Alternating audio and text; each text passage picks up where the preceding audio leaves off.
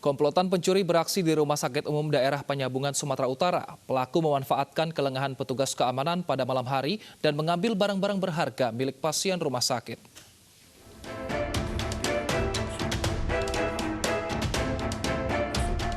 Aksi kawanan pencuri terekam kamera pengawas Rumah Sakit Umum Daerah Penyambungan Mandailing Natal, Sumatera Utara.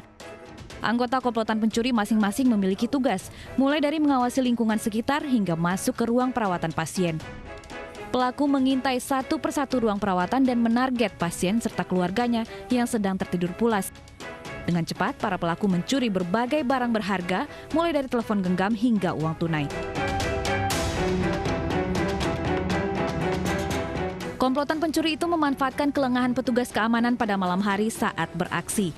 Mengambil HP milik keluarga korban yang membesuk, ya, keluarga pasien yang membesuk di rumah sakit, di mana kalau saya perhatikan tidak ada pengawasan dari pihak rumah sakit, karena setiap orang bebas lalu lalang masuk rumah sakit walaupun bukan keluarga pasien.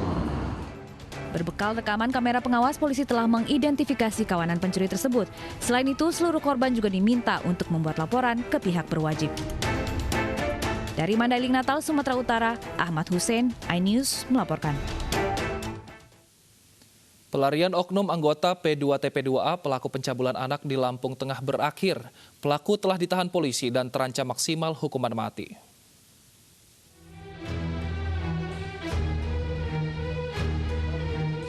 Pria berinisial DA, oknum anggota P2TP2A pelaku pencabulan anak di Lampung Timur ditangkap polisi Polda Lampung.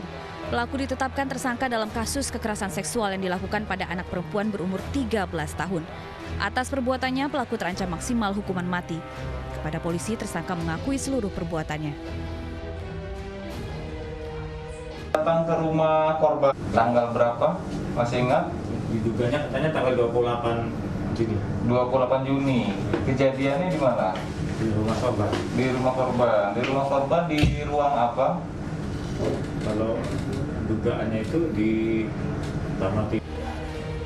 Publik dikejutkan dengan peristiwa pencabulan seorang anak perempuan korban perkosaan oleh pegawai P2TP2A Lampung Timur. NF dan sang ibu mengadukan kasus yang menimpa dirinya ke rumah aman milik pemerintah itu. Namun, bukan perlindungan yang didapat. NF justru diperkosa oleh oknum anggota P2TP2A wilayah tersebut. Tidak hanya sekali, pelaku juga mencabuli korban berulang kali dan mengancam akan menghabisi korban jika memberitahukan ke orang tuanya. Dari Bandar Lampung, Andres Afandi, iNews melaporkan. Kami sudah terhubung dengan Kabid Humas Polda Lampung, Kombes Pol Zahwani Pandra Arsyad. Selamat siang, Pak Pandra. Selamat siang Wilson dan selamat siang seluruh pemirsa iNews dimanapun berada. Siap, Pak Pandra, dari keterangan pelaku, ada berapa anak yang dilakukan atau yang menjadi korban asusila dan itu dilakukan selama berapa lama Pak waktunya Pak? Ya, baik. Kita baru saja ya, artinya adanya laporan pengaduan terhadap kekerasan terhadap anak ini kita menerima laporan pada hari Jumat, dini hari menjelang hari Sabtu pagi, jadi tepat tanggal 3 Juli 2020, kemudian tanggal 4 kami melakukan pemeriksaan pendalaman pemeriksaan, dan waktu pemeriksaan awal kondisi korban NV usia 13,5 tahun ini, seorang wanita, ini masih dalam keadaan goncang, sehingga baru kami lakukan pemeriksaan pendahuluan yang dilanjutkan pada hari Selasa tanggal 7 Juli. Setelah penetapan dari pemeriksaan awal sehingga menetapkan dari segala perkara menjadi tersangka sebagai sesuai hasil perkara tersangka dia sebagai diduga sebagai pelaku, maka kami layangkan surat panggilan dan juga himbauan untuk mempertanggungjawabkan segala perbuatannya. Dan kemarin pada hari Jumat dini hari juga sekitar tanggal 10 Juli 2020 itu tersangka DA dapat secara kooperatif ya, karena kita juga sudah menghimbau karena ada pasal-pasal apabila seseorang yang melihat adanya tersangka atau pelaku tapi tidak memberitahukan kepada kepolisian, ada sanksi hukumnya sesuai dengan KUHP di 221 pasal 221. Makanya hari Jumat malam pihak dari kerabat atau keluarga tersangka DA dapat diserahkan dan kita lakukan pemeriksaan. Dari hasil pemeriksaan tersebut, kita sudah patut diduga dan untuk agar tersangka tidak melarikan diri dan menghilangkan barang bukti dan memulai perbuatannya, kita lakukan pendalaman. diakui bahwa benar pada tanggal 28 Juni, hari Minggu malam, 28 Juni 2020, tersangka DA berada di rumah korban NV, di mana peristiwa atau tindak pidana kekerasan atau tindak pidana percabulan terhadap korban NV dilakukan dan diakui adanya di rumah korban. Itu yang bisa kami laporkan, Wilson. Baik, apakah dari pengakuan DA ini dia hanya melakukan satu kali atau sudah berulang kali, Pak? Ya, ini adalah pengakuan yang apa yang dilaporkan.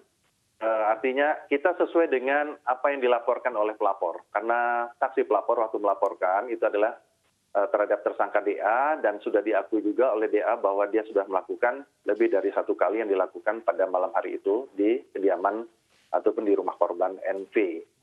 Nah, tindakan selanjutnya oleh penyidik saat ini adalah melengkapi berkas perkara terhadap tersangka DA karena ancaman pidananya sudah jelas sekali, di mana diatur dalam ancaman pidana di pasal 76B, junto pasal 81 di Undang-Undang Nomor 17 2016 dan sebagai perbuatan daripada Undang Nomor 23 tahun 2014 ya tentang perlindungan anak. Ini ancaman hukumannya sangat tinggi sekali, ancaman maksimal itu sekitar 15 tahun dan ancamannya nanti diperkuat ditambah lagi sepertiga ancaman hukuman pidananya, kemudian juga sampai dengan ancaman hukuman mati. Bahkan ada salah satu peraturan pemerintah nomor 2016 itu ancamannya adalah suntikan kimiawi kepada pelaku dan juga ada hukuman mati, bahkan juga korban maksud kami adalah pelaku akan diberikan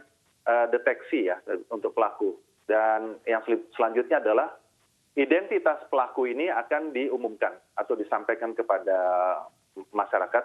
Ini ya ancaman-ancaman hukuman ini, makanya kami segera memberkas dalam waktu secepatnya. Dalam minggu ini kami akan segera melimpahkan dari penyidik Subdit 4 ya Direktorat Reserse Kriminal Polda Lampung kepada Jaksa Penuntut Umum untuk kita lakukan pelimpahan tahap 1 kepada penuntut umum. Itu Mas, kanannya Mas. Baik, terima kasih Pak Kombes Pandra, Kabid Humas Polda Lampung telah bergabung bersama kami di iNews Siang. Selamat bertugas kembali, Pak. Pemirsa, warga negara Perancis tersangka pencabulan anak tewas Minggu malam. Tersangka tewas setelah mencoba bunuh diri di sel tahanan. Kementerian Sosial yang kita tahu selama sebelum-sebelumnya kita bagaimana tentang tersangka warga negara Prancis yang melecehkan secara seksual terhadap 305 anak di bawah umur tewas pada Minggu malam di Rumah Sakit Polri Kramat Jati, Jakarta.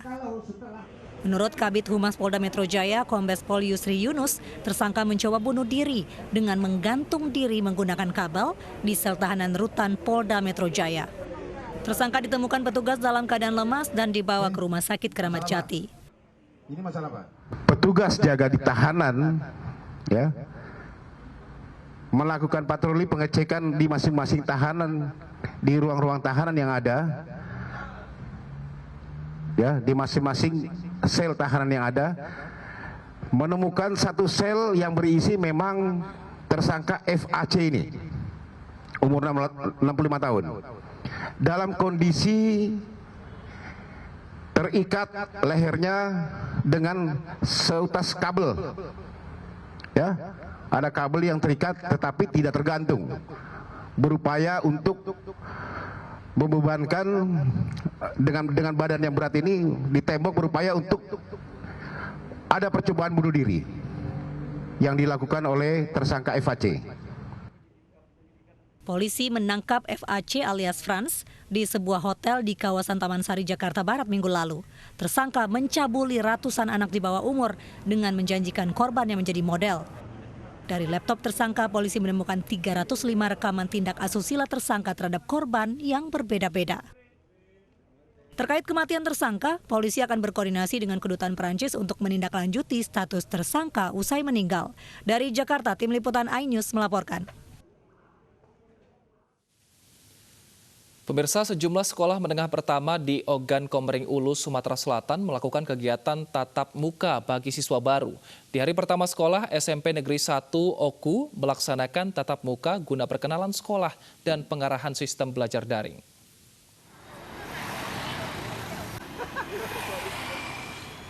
Ratusan siswa SMP Negeri 1 Oku, Sumatera Selatan pulang sekolah pasca kegiatan perkenalan di hari pertama tahun ajaran baru 2020-2021.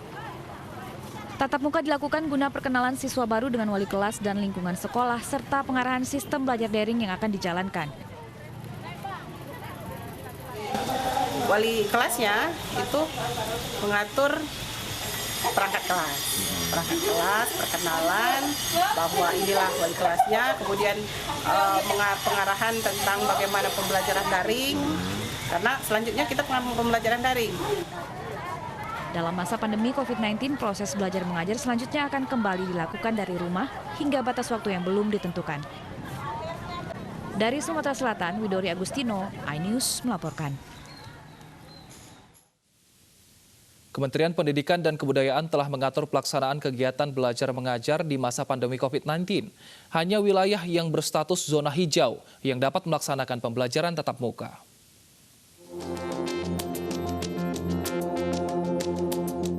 Meski di tengah pandemi COVID-19, tahun ajaran 2020 hingga 2021 tetap dimulai. Kementerian Pendidikan dan Kebudayaan telah mengeluarkan surat keputusan tentang panduan pembelajaran pada ajaran baru dan tahun akademik baru di masa pandemi COVID-19. Dalam situasi COVID ini, yang terpenting adalah kesehatan dan keselamatan para murid-murid kita, guru-guru kita, dan keluarganya murid-murid kita. Dan prinsip dasar itulah yang kita gunakan. Makanya dalam paparan ini akan terlihat bahwa relaksasi dalam pembukaan sekolah ini dilakukan dengan cara yang paling konservatif yang bisa kita lakukan. Artinya ini merupakan cara terpelan untuk membuka sekolah sehingga keamanan itu diprioritaskan. Cara pembelajaran siswa diterapkan berdasarkan status dari wilayah. Jika masih berstatus zona kuning, oranye, dan merah, tetap belajar dari rumah. Sementara untuk wilayah zona hijau diperbolehkan untuk tatap muka.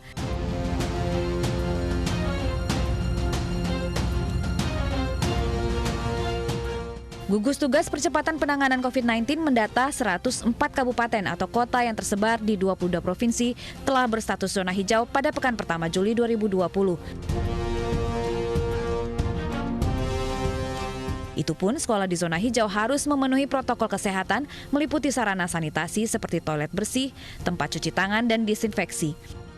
Selain itu harus punya akses fasilitas kesehatan seperti klinik dan rumah sakit. Siswa dan guru wajib memakai masker dan menyediakan alat pengukur suhu tubuh. Jumlah dan jarak antara siswa di kelas juga diatur. Untuk sekolah dasar hingga SMP, jumlah siswa dibatasi hanya 18 siswa per kelas. Sementara taman kanak-kanak hingga PAUD hanya 5 siswa per kelas.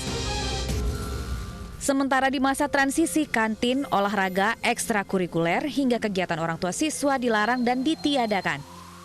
Barulah pada masa new normal, kantin bisa beroperasi dengan penerapan protokol kesehatan. Begitu juga dengan kegiatan olahraga dan ekstrakurikuler. Selain itu, harus ada kesepakatan bersama pihak sekolah dengan orang tua siswa terkait pembelajaran tatap muka. Tim Liputan iNews melaporkan. Untuk membahas dilema aturan tatap muka di sekolah, sudah bergabung bersama kami Komisioner KPAI Retno Listiarti. Selamat siang, Ibu Retno. Selamat siang. Selamat siang. Ibu Retno, apakah sudah cukup aturan dari Kementerian Pendidikan dan juga Kementerian Kesehatan terkait sekolah tatap muka? Sudah bisa dipastikan aman anak-anak ini nanti? Iya, pertama memang kalau berdasarkan SKB 4 Menteri itu kan setidaknya ada 4 syarat. Pertama, bahwa wilayahnya harus zona hijau. Yang kedua, sebenarnya ada aturan di dalamnya, walaupun zona hijau, tapi dibukanya haruslah bertahap. Bertahap itu harus mulai dari SMP dan SMA, baru kemudian tahap di bawah SD dan PAUD. Namun di beberapa daerah zona hijau yang saat ini kami pantau, dari 104 memang ada beberapa wilayah atau daerah yang memasukkan SD. Kan mestinya SD belum pada saat ini gitu ya. Kalau kita melihat kepada ketentuan WHO sendiri menyatakan bahwa membuka sekolah adalah yang paling akhir. Jadi membuka yang lainnya boleh, kecuali sekolah itu memang dimintanya paling akhir. Yang kedua, memang harus melengkapi infrastrukturnya juga kan. Yang kemudian yang paling ini sebenarnya bagi kami KPAI adalah orang tua harus mengizinkan. Jadi ketika orang tua tidak mengizinkan, sebenarnya sekolah juga mestinya tidak bisa dibuka juga gitu. Kalaupun kemudian ada yang ingin sekolah tatap muka gitu, orang tua yang tidak menginginkan anaknya berangkat ya ke sekolah dengan tatap muka tetap harus difasilitasi oleh sekolah melalui pembelajaran jarak jauh, bisa dengan daring, bisa dengan cara lain gitu ya. Jadi memang ketentuan ini berupaya untuk melindungi anak-anak. Makanya ketika perkembangan terbaru bahwa yang zona orange mau dibuka, kami KPAI keberatan karena mengingat ini dievaluasi dulu dong zona hijaunya. Mereka patuh nggak? Jadi bagaimana? Karena kami juga mendapatkan laporan dari Kota Mataram yang anak-anak masuk 300 orang dalam sekaligus.